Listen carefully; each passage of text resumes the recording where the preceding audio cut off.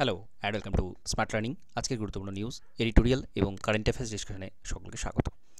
তো প্রথমে আমরা এখানে দেখে নেব খুব গুরুত্বপূর্ণ উচ্চশিক্ষা নিয়ে নতুন শিক্ষানীতি যে আসতে চলেছে তার সুবিধা অসুবিধা নিয়ে এখানে অনেক কিছু বলা রয়েছে। মহিলাদের ক্ষমতায়ন বিষয়ে আর্টিকেল রয়েছে। কলকাতা মেডিকেল কলেজের ইতিহাস সম্পর্কিত বিষয়ে অত্যন্ত গুরুত্বপূর্ণ একটা নিউজ রয়েছে। আর্টিফিশিয়াল ইন্টেলিজেন্সের কী কী সমস্যা হতে পারে সেটা নিয়ে আগেও আর্টিকেল এসেছিল, এখানে নতুন আর্টিকেল রয়েছে, সেটা সম্পর্কে আমরা ডিটেলসে জানবো। ব্রিটানিয়ার সম্প্রতি একটা কারখানা বন্ধ হয়ে যাচ্ছে, তো সেটা নিয়ে এখানে বলা রয়েছে, খুব গুরুত্বপূর্ণ একটা ইস্যু, সেটাও দেখব। এক দেশ এক পরীক্ষা এবং সাম্প্রতিক যে দুর্নীতি ইত্যাদি ইত্যাদি দুর্নীতিগুলো সামনে এসেছে সেটা নিয়ে এডিটোরিয়াল রয়েছে, সেটাও গুরুত্বপূর্ণ। তো এগুলো পরপর আমরা দেখব। উচ্চশিক্ষায় বিশেষত বিশ্ববিদ্যালয়ের শিক্ষা অতঃপর আরও নমনীয় হবে। তো বিশ্ববিদ্যালয়ের শিক্ষা কেন নমনীয় হবে? কারণ সম্প্রতি বিশ্ববিদ্যালয় মঞ্জুরি কমিশন স্নাতকোত্তর স্তরে যে পাঠ্যক্রম এবং ক্রেডিট কাঠামো প্রকাশ করেছে তাতে বলা হয়েছে স্নাতক স্তরে মেজর বিষয়গুলোর সাথে যে মাইনর বিষয়গুলো নেওয়া হয়, কোনো পরীক্ষার্থী চাইলে সেই বিষয়গুলো নিয়েও স্নাতকোত্তর স্তরে পড়তে পারেন। তো এখানে একটা গুরুত্বপূর্ণ বিষয় উল্লেখ করা রয়েছে যে মাইনর বিষয় যেগুলো নেওয়া হয় সেই বিষয়গুলো নিয়েও কিন্তু স্নাতকোত্তর পরে পড়াশোনা করা যেতে পারে এবং একসাথে দুটি বিষয়েও স্নাতকোত্তর করা যাবে, একই সাথে করা যাবে। এর আগে করা যেত কিন্তু একই সাথে যেত না। ইচ্ছুক শিক্ষার্থীরা শুধুমাত্র অনলাইনে অথবা অনলাইন অফলাইন একত্রে, যাকে হাইব্রিড মোড বলা হচ্ছে, স্নাতকোত্তর স্তরে পড়তে পারবেন। তো শুধুমাত্র অফলাইন মোডে নয়, অনলাইন মোডেও করা যাচ্ছে এবং দুটো মোডে একসাথে হাইব্রিড মোডেও কিন্তু পড়াশোনা তারা করতে পারেন। এক্ষেত্রে যারা একই সাথে দুটি বিষয় নিয়ে স্নাতকোত্তর করছেন তারা একটি কোর্স অনলাইনে, অন্যটি অফলাইনে করতে পারবেন। তো এই সুবিধাটা এখানে রাখা হয়েছে। এছাড়া সুযোগ থাকবে স্নাতক ছিল না এমন বিষয়ে স্নাতকোত্তর পড়ার। সর্বোপরি মাঝপথে পড়াশোনা ছেড়ে দিয়েও ফের কলেজ বিশ্ববিদ্যালয়ে ফেরা যাবে। তো এই নমনীয়তা যেগুলো আনা হয়েছে সেটা নিয়ে এখানে বলা রয়েছে। এই নমনীয়তা আরও বেশি সংখ্যক শিক্ষার্থীর কাছে উচ্চশিক্ষার দরজা খুলে দিতে পারে। বিশেষত মাঝখানে পড়াশোনা ছেড়ে দেওয়ার পরেও কলেজ বিশ্ববিদ্যালয়ে ফেরার সুযোগ পাওয়া গেলে বিভিন্ন প্রতিকূলতার কারণে উচ্চশিক্ষা করতে না পারা শিক্ষার্থীরা উপকৃত হবেন। কিন্তু এক্ষেত্রে যে প্রশ্নটি জরুরি হয়ে ওঠে সেটা হলো, নমনীয়তার পথে হাঁটতে গিয়ে উচ্চশিক্ষার গুণগত মান অক্ষুণ্ণ রাখার বিষয়টা যথেষ্ট গুরুত্ব পেয়েছে কি? যেমন একই সাথে দুটি বিষয় নিয়ে স্নাতকোত্তর করার সুযোগ কি যথেষ্ট বাস্তবসম্মত? স্নাতকোত্তর পাঠ্যক্রমে শিক্ষা ব্যবস্থার সর্বোচ্চ স্তর তা শুধুমাত্র ডিগ্রি অর্জনের মাধ্যম নয়। সীমিত সময়ের মধ্যে দুটি বিষয়ে স্নাতকোত্তর স্তরে পঠন পাঠনে শিক্ষার্থী সেই সর্বোচ্চ শিক্ষা প্রাপ্ত হবেন কিনা প্রশ্ন থেকে যায়। স্নাতক স্তরে ছিল না এমন বিষয়ে স্নাতকোত্তর পড়ার যে সুযোগ এই নতুন ব্যবস্থায় থাকবে, প্রশ্ন সেক্ষেত্রেও। স্নাতক স্তরে ছিল না অথচ স্নাতকোত্তরে পড়তে পারবেন। বিদ্যালয় স্তর থেকে কলেজ পেরিয়ে বিশ্ববিদ্যালয়ে প্রবেশ করার পেছনে শিক্ষাকে সম্পূর্ণতা দেওয়ার ভাবনাটি কাজ করে। অপরিচিত কোনো বিষয়ে স্নাতকোত্তর করতে গেলে সেই সম্পূর্ণতার ভাবনাটা ধাক্কা খেতে পারে।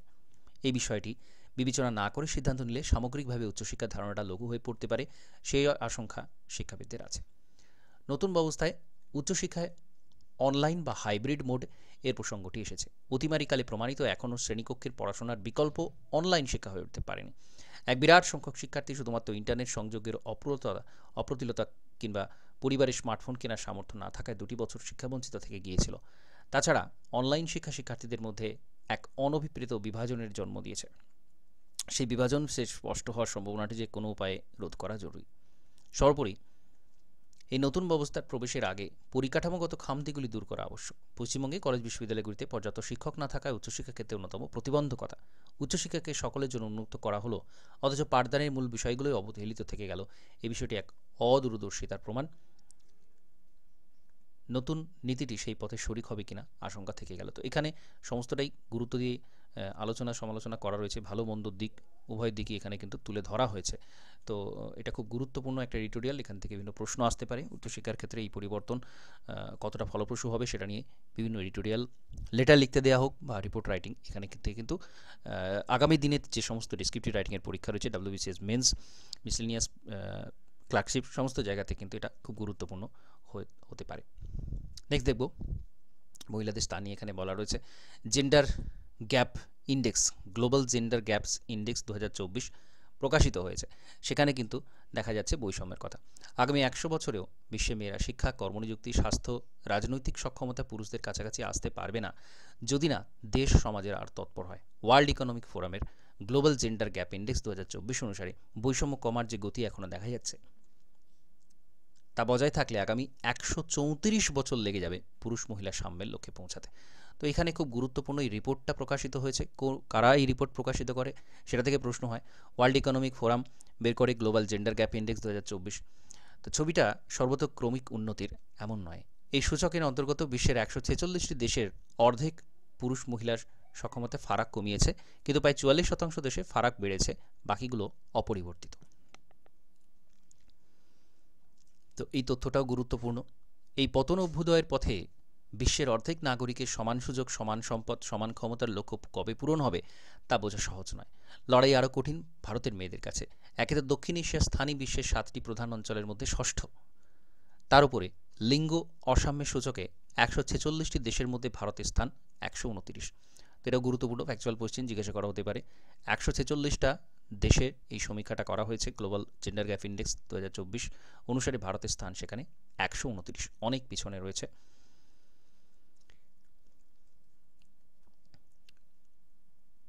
প্রতিবেশী দেশের মধ্যে কেবল মালদ্বীপ আর পাকিস্তান রয়েছে ভারতের পিছনে। গত বছর থেকে 127তম ভারত সামান্য পিছিয়েছে। তার কারণ এদেশে বৈষম্য যতটুকু কমেছে এক বছরে তাকে পেছনে ফেলে দিয়েছে অন্য দেশের লিঙ্গ সাম্যে উন্নতির গতি। তো এটা খুব গুরুত্বপূর্ণ।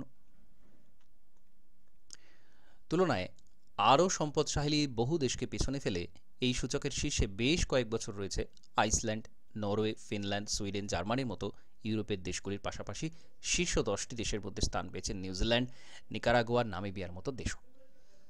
দেশে যা কিছু সম্পদ ও সুযোগ রয়েছে তা পুরুষ ও মহিলার মধ্যে সমানভাবে বন্টন করেছে কিনা দেশগুলো তা দেখাই এই সূচকের প্রধান লক্ষ্য। তো সমানভাবে সম্পদ বণ্টিত হয়েছে কিনা। বিংশ শতাব্দীর নানা গবেষণা পরীক্ষা দেখা গিয়েছে মেয়েদের শিক্ষা, রোজগার, সুস্বাস্থ্য, রাজনৈতিক ক্ষমতায়ন যে কোনো দেশের উন্নয়নের গতি আনে, অর্থনীতির বৃদ্ধি সুস্থায়ী, দীর্ঘমেয়াদী করে তোলে। তাই একবিংশ শতাব্দীর গোড়ায় সুস্থায়ী উন্নয়নের যে লক্ষ্যগুলি নেওয়া হয়েছিল তা অন্যতম ছিল পুরুষ মহিলা বৈষম্য হ্রাস। লক্ষ্য ধার্য করা হয়েছিল 2030 সালকে। এখন দেখা যাচ্ছে সেই সময়সীমা 100 বছর পরেও বহু দেশে মেয়েরা দ্বিতীয় শ্রেণীর নাগরিক হয়ে থাকবে। ভারতের রাষ্ট্রপ্রধান মহিলা, এই জন্য রাজনৈতিক ক্ষমতায়নের সূচকে ভারতের স্থান খানিকটা উপরে উঠেছে বটে, কিন্তু সংসদের সংখ্যা বা কেন্দ্রীয় মন্ত্রিসভায় মহিলাদের স্থানের নিরিখে ভারতের স্থান কেবল অন্য দেশের তুলনায় খারাপ তা নয়, নিজের অতীতের চেয়েও খারাপ। সপ্তদশ লোকসভায় মাত্র 10 জন মহিলা কেন্দ্রীয় মন্ত্রীর পদে ছিলেন। সংসদের মাত্র 17% আসন ছিল মেয়েদের। স্বাস্থ্য আয়ুর নিরিখে ভারতের স্থান 142। অমৃতকাল উত্তর ভারতে পুষ্টি চিকিৎসার নাগাল পাওয়া দরিদ্র পুরুষের থেকে দরিদ্র মেয়েদের পক্ষে কঠিন। সাক্ষরতার পুরুষ মহিলা ফারাক নিরিখে ভারতের স্থান বিশ্বে 112তম। এটা কেবল দেশের সরকারের লজ্জা নয়, জাতির লজ্জা। শিক্ষার চৌকাঠে পা রাখা যেমন কঠিন, তেমন উচ্চশিক্ষায় প্রবেশও। কলেজ শিক্ষার সুযোগ পুরুষ মহিলার তফাৎ ভারতকে রেখেছে 105তম স্থানে। তার প্রতিফলন পড়ে কর্মক্ষেত্রে। ভারতের প্রতি পুরুষের 100 টাকা রোজগার, প্রতি মেয়েদের রোজগার মাত্র 40 টাকা। এইসব সংখ্যা ফের তাই দেখায় যা খালি চোখে দেখা যায় রোজ। আক্ষেপ, ক্ষমতাসীন দলগুলি সেই অন্যায়কে অস্বীকার করতে যত উদ্যোগী, বৈষম্যকে সংশোধন করতে ততটা নয়। নানা প্রকল্পের ঘোষণা, কিছু খুচরো সাফল্যের প্রচার করেই নেতারা কাজ সারেন। লিঙ্গ অসাম্য এক রাজনীতির পরিণাম, রাজনৈতিক উপায় তাকে দূর করতে হবে। তো এখানে অনেক তথ্য দিয়ে খুব সুন্দর করে এডিটোরিয়াল এখানে লেখা হয়েছে। তো এইটাকে আমরা কিন্তু বিভিন্ন জায়গায় ব্যবহার করতে পারি। ফ্যাকচুয়াল ইনফরমেশনও রয়েছে, এগুলো কিন্তু প্রত্যেকটা গুরুত্বপূর্ণ। নেক্সট দেখব লন্ডনের চর্চায় কলকাতা মেডিকেলের দীর্ঘ ইতিহাস। তো কলকাতা মেডিকেল কলেজের ইতিহাসটা এখানে বলা রয়েছে। 1835 সালে লর্ড উইলিয়াম বেন্টিকের সহায়তায় গোড়পত্তন হয়েছিল মেডিকেল কলেজ বেঙ্গলের। সময়ের পর ধরে সেই কলকাতা মেডিকেল কলেজ দ্বিশতবর্ষের দিকে এগোচ্ছে। মাস কয়েক আগে 190তম বর্ষপূর্তি উদযাপনের মধ্য দিয়ে এশিয়ার প্রথম আধুনিক মেডিকেল শিক্ষা প্রতিষ্ঠানকে বিশ্বের দরবারে আরও বেশি করে পরিচয় করিয়ে দিতে উদ্যোগী প্রাক্তনীরা। সেই সূত্রে এবার লন্ডন হাউস অব লর্ডসে বহু ইতিহাসের সাক্ষ্য বহনকারী কলকাতা মেডিকেল কলেজকে তুলে ধরলেন তারা। কলকাতা মেডিকেলের কয়েকশো প্রাক্তনী ইংল্যান্ডের মাটিতে চিকিৎসা পরিষেবায় যুক্ত। তাদের কয়েকজন মাস কয়েক আগে হাজির হয়েছিলেন 190তম বর্ষপূর্তির সূচনা অনুষ্ঠানে, কিন্তু সেখানেই না থেমে চিকিৎসক অমিত ঘোষ প্রাক্তনী সংগঠন সভার অভিজ্ঞ সহ 10-12 জনের প্রতিনিধি পাড়ি দেন লন্ডনে। সেখানে অনাবাসী বাঙালি প্রাক্তনীদের সামনে নিজেদের কথা তুলে ধরলেন এরা। তো এটা খুব গুরুত্বপূর্ণ একটা বিষয়, এবং এশিয়ার মধ্যে, শুধু ভারতেরই নয়, এশিয়ার মধ্যে প্রথম আধুনিক মেডিকেল শিক্ষা প্রতিষ্ঠান ছিল এই কলকাতা মেডিকেল কলেজ। 1835-এ প্রতিষ্ঠা হয়। কলকাতা মেডিকেলের গ্রন্থাগারের ডিজাইনেশনেরও ডিজিটাইজেশনের 200 বছর পূর্তি পরিকল্পনা অঙ্গ বলে জানাচ্ছে প্রাক্তনীরা। তো এই সমস্ত ডেভেলপমেন্ট আমরা দেখব এরপরে, এগুলো হবে। নেক্সট, কে হ্রাস টানবে এবং কিভাবে?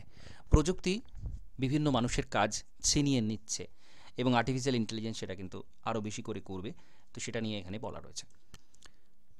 নতুন প্রযুক্তি উদ্ভাবনের যুগে যুগে মানুষকে উদ্বুদ্ধ করেছে, তবে অর্থনৈতিক পরিসরে নতুন প্রযুক্তির ভূমিকা ব্যাহত একটাই, মানুষকে যাতে কম কষ্ট করতে হয়, কায়িক মানসিক শ্রমের প্রয়োজন কমে।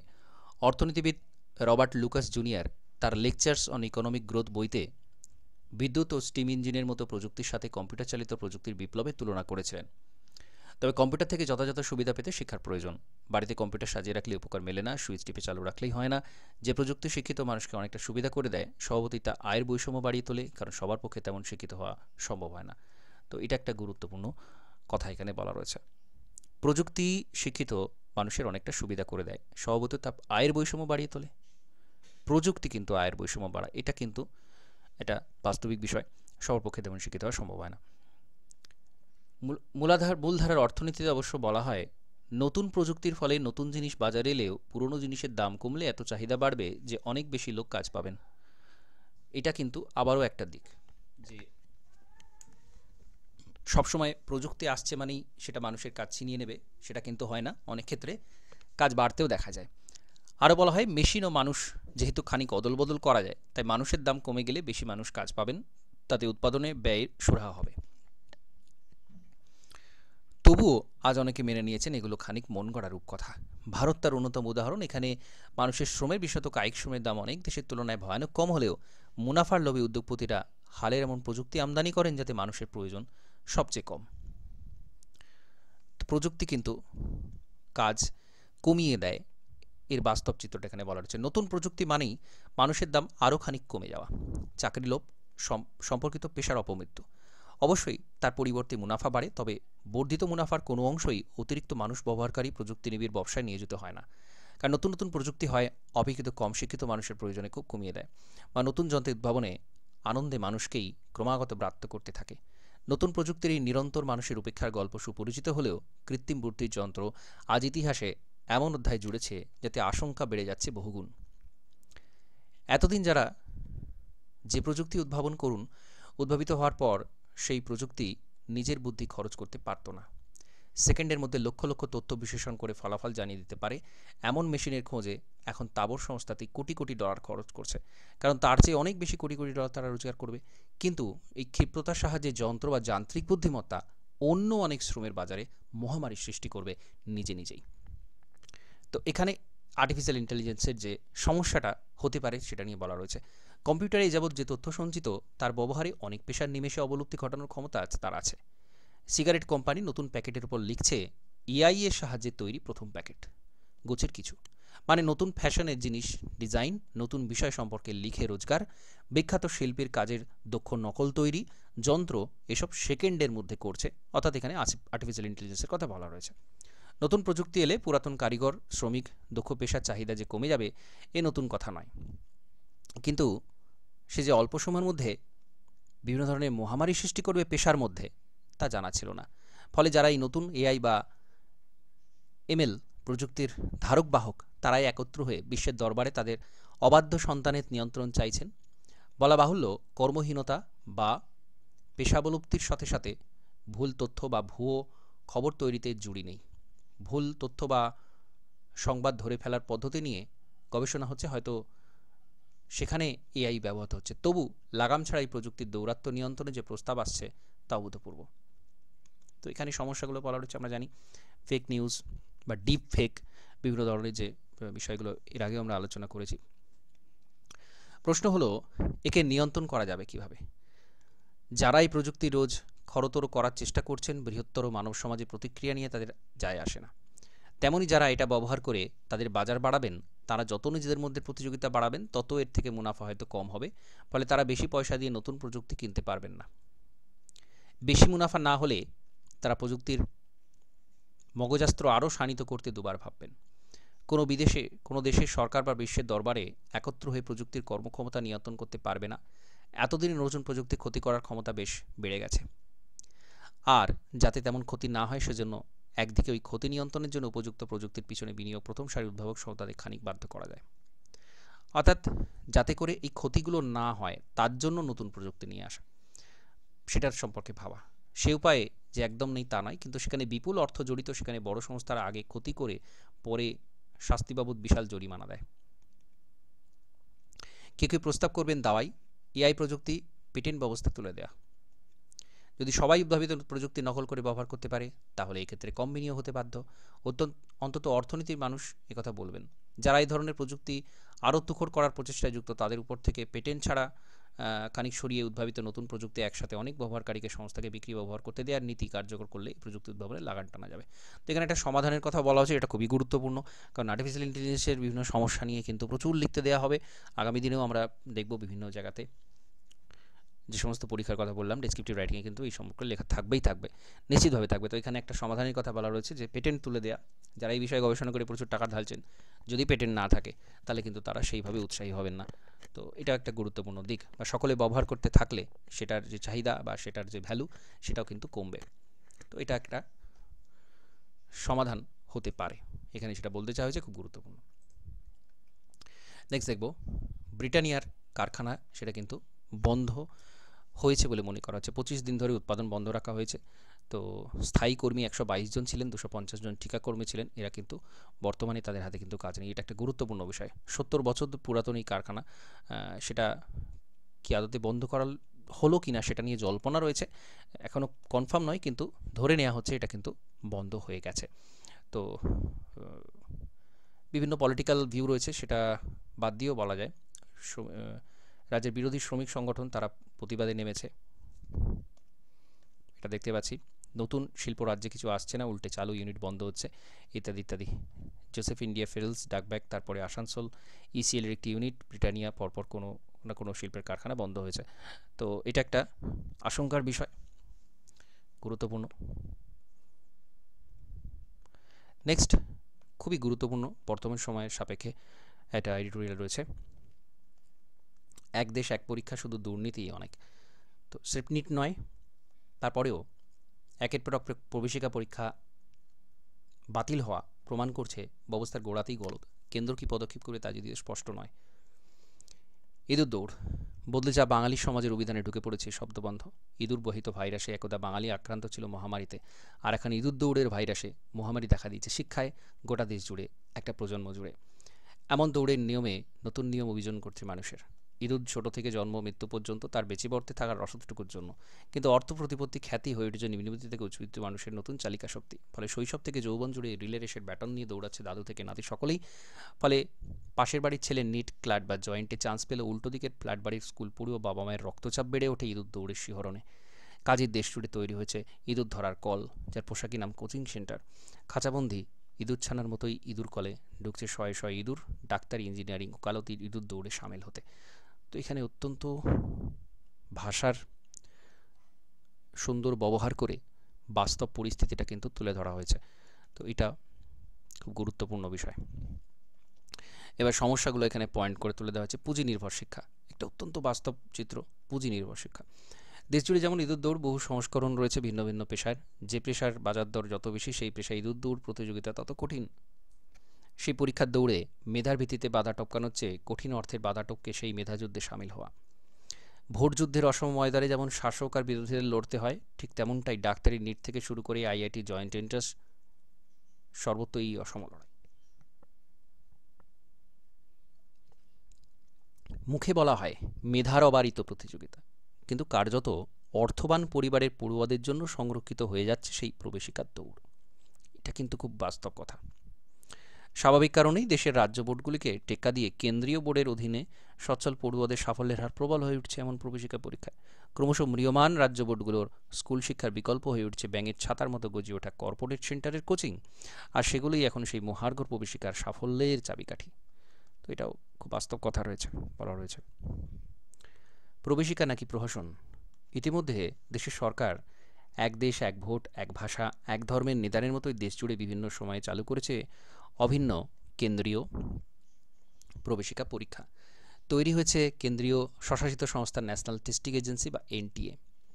দেশজুড়ে বিভিন্ন রাজ্যভিত্তিক বোর্ডের পরীক্ষার নম্বরের মধ্যে সামঞ্জস্য প্রতিষ্ঠা করতে অপারগ বলেই নাকি দেশের সরকার এমন অভিন্ন প্রবেশিকার ব্যবস্থা চালু করেছে। কিন্তু এমন অভিন্ন প্রবেশিকা পরীক্ষার স্বচ্ছতা নিয়েই গত কয়েক বছর ধরে বিভিন্ন প্রশ্ন উঠছিল, যেটা এবার বিতর্কের যাবতীয় সীমা লঙ্ঘন করেছে।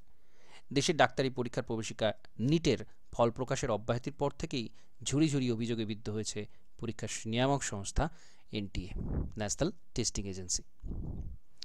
দেশি বিদেশি ইতিহাসে ডাক্তারি প্রবেশিকায় প্রথম একসাথে 67 জন পড়ুয়া প্রথম স্থান অধিকার করেছে। 67 জন ভারতীয় পর্বতারোহী একসাথে মাউন্ট এভারেস্টের চূড়ায় উঠলে যেমন লাগবে শুনতে, ঠিক তেমনটাই হয়েছে এবারের নিট পরীক্ষার ফলাফল। এমনকি 180টি প্রশ্নের প্রতিটি উত্তরের জন্য 4 নম্বর যোগ এবং বেঠিক উত্তরের জন্য 1 নম্বর কাটা যাওয়ার ফর্মুলায় কীভাবে মেধা তালিকায় 719 বা 718 নম্বর পেল বহু পড়ুয়া তার গাণিতিক যুক্তি দেখাতে পারেন এনটিএ। ফলে বিজ্ঞানের যুক্তি ছেড়ে অবিজ্ঞানের পথ আঁকড়ে তারা গ্রেস নম্বর তত্ত্বের সামনে এনেছে।